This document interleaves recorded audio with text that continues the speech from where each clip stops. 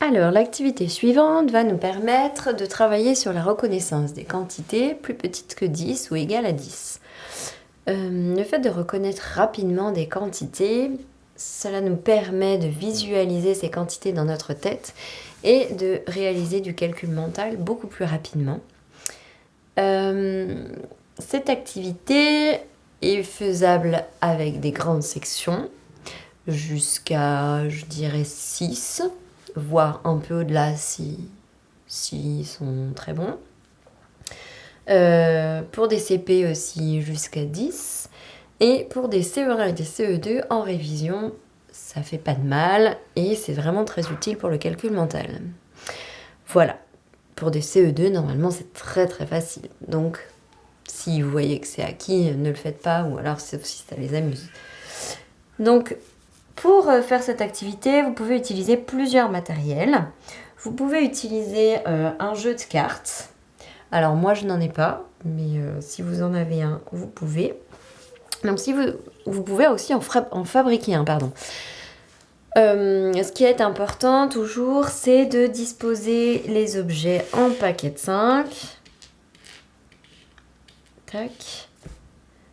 Mais on peut aussi mettre des variantes ici et les disposer d'une autre manière.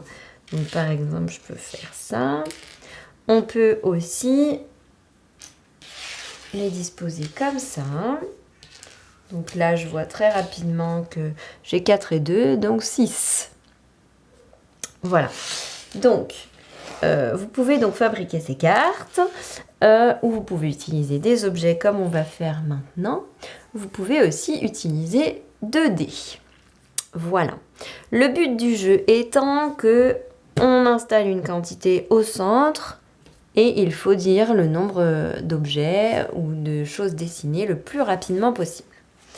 Exemple donc, avec mes haricots. Donc, je prends dans mon paquet de haricots, je compte la quantité que je veux, sans bien sûr montrer à l'élève. Voilà. Et donc, je vais faire ça et je vais lui dire combien il y en a. Et très rapidement, l'élève doit dire 7. Il voit qu'il y en a 5 et encore 2. 7. Tout de suite, on le sait. C'est comme les doigts. 5 et encore 2.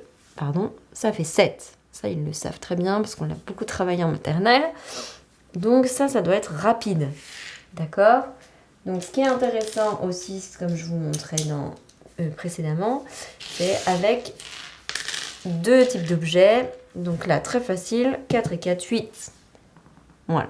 Donc ça permet de vraiment bien travailler les décompositions des nombres. Et donc, des configurations comme ça sont plus difficiles pour des CP. Et donc, pour des CE1, CE2, ça peut être pas mal, vu que l'activité est assez simple. On peut faire encore ça, 5 et 4, 9. Voilà, on peut faire même plus difficile en mettant encore plus. Hop, là, je vois que j'ai 10 haricots et 4 pâtes, ça fait 14. Voilà, donc on essaye d'être très très rapide. Donc vous voyez que jamais je compte un par un. Jamais. Je ne fais pas 1, 2, 3, 4, 5, 6, 7.